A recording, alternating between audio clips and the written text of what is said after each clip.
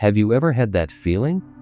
That prickling on the back of your neck that tells you you're not alone, even when you can't see anyone? A sense of being watched by unseen eyes? Most of us dismiss it. We tell ourselves it's just our imagination running wild. But what if it's not? What if that feeling is a warning? Tonight, we're delving into 3 chillingly true horror stories that will make you question the shadows in the corner of your eye and the silence of the deep woods. These aren't tales from a Hollywood script. They are the unsettling realities that have left people forever changed. Story 1. The Whispers on the Wind. Our first story takes us to the vast, beautiful, yet unforgiving wilderness of a remote national park. For avid hiker and amateur photographer Mark, a solo trip into the backcountry was a regular escape from the noise of city life. He'd spent countless nights under the stars, miles from the nearest soul. But one trip in the late autumn of 2019 would be different. It would shatter his sense of peace and replace it with a lingering dread he carries to this day. Mark had ventured deeper than ever before, into a part of the park known for its rugged terrain and lack of marked trails. He set up his camp in a small clearing, surrounded by a dense wall of ancient trees. As dusk settled, a strange quiet fell over the forest. The usual chorus of insects and birds went silent. The only sound was the gentle whisper of the wind through the pines. But then, another sound joined it. Faint at first, almost like the sighing of the branches. It was a voice. A soft, melodic humming that seemed to come from all directions at once. Mark, a rational and experienced outdoorsman, initially dismissed it. The wind can play tricks on the ears, creating phantom sounds. He tried to ignore it, focusing on the crackling of his fire. But the humming grew louder, closer. It began to form words, whispered in a language he couldn't understand, yet the tone was undeniably sorrowful.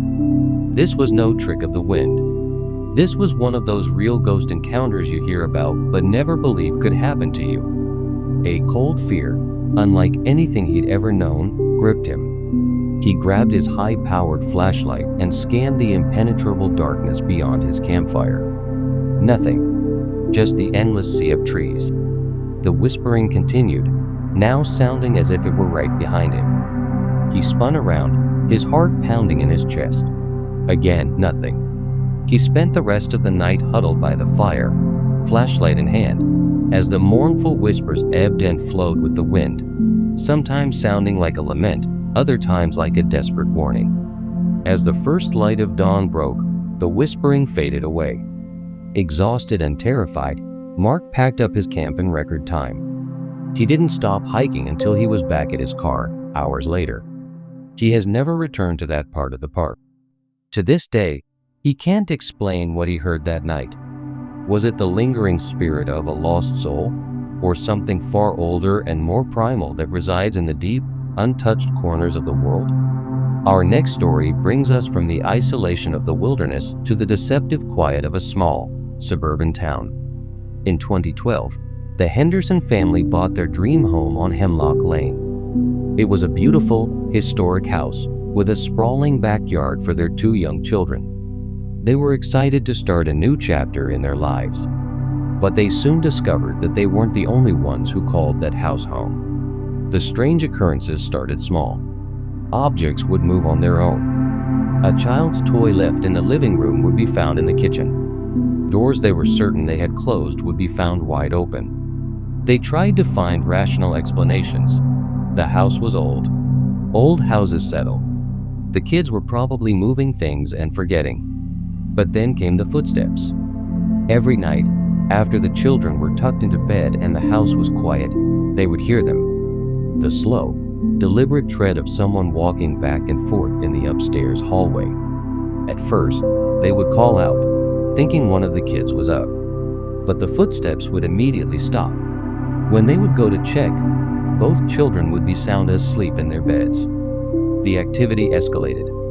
The scent of cigar smoke would inexplicably fill a room, despite no one in the family being a smoker.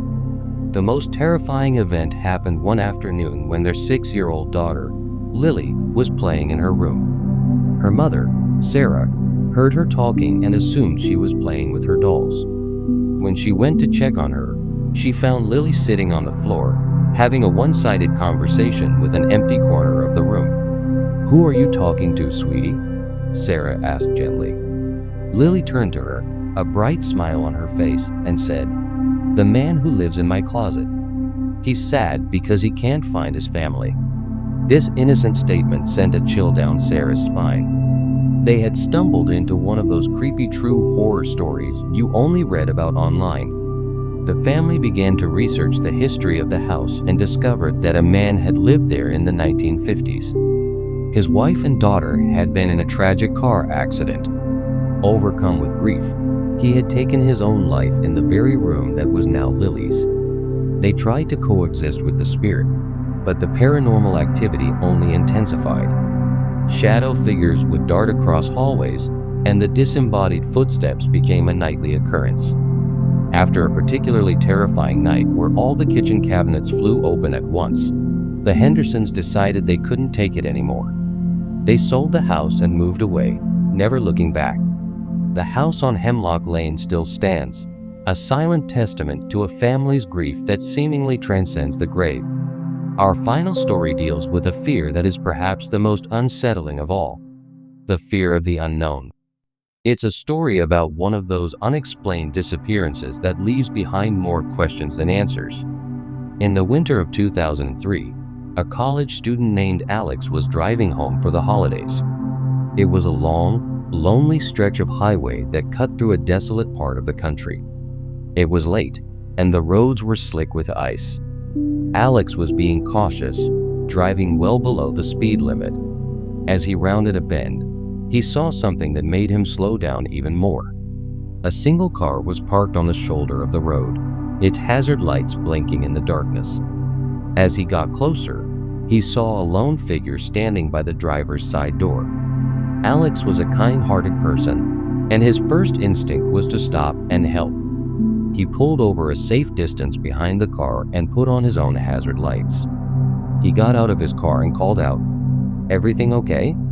The figure didn't respond. They just stood there, perfectly still. A feeling of unease began to creep over Alex. Something felt wrong. He took a few steps closer, his hand on his phone, ready to call for help if needed. "Hello?" he called out again. "Do you need a hand?" Still nothing. Now only about 20 feet away, Alex could make out more details. The figure was tall and thin, wearing a long, dark coat, but he couldn't see their face. It was as if it was shrouded in shadow, even with his headlights shining in their direction. Suddenly, the figure turned its head slowly, and even though Alex couldn't see any features, he felt a wave of pure, primal fear wash over him. His instincts screamed at him to run. He didn't hesitate. He turned and sprinted back to his car, fumbling with the keys. He jumped in, locked the doors, and slammed his foot on the gas. As he sped away, he glanced in his rearview mirror. The figure was gone, and so was the car. The shoulder of the road was empty, as if nothing had ever been there. Alex drove for another hour, his heart pounding the entire time, before he felt safe enough to pull over and call the police. He reported the strange encounter, but a search of the area found no trace of the car or the figure. There were no tire tracks in the snow other than his own. What did Alex see that night? A ghost? A figment of his tired mind? Or something else entirely? We may never know. These are the kinds of stories that remind us that there are things in this world that we can't explain, things that lurk just beyond the edges of our understanding. If you have a creepy true horror story of your own, we'd love to hear it in the comments below. And if you enjoyed these stories and want to hear more, don't forget to like this video and subscribe to our channel for more tales of the unexplained. Stay safe out there, and always trust your instincts.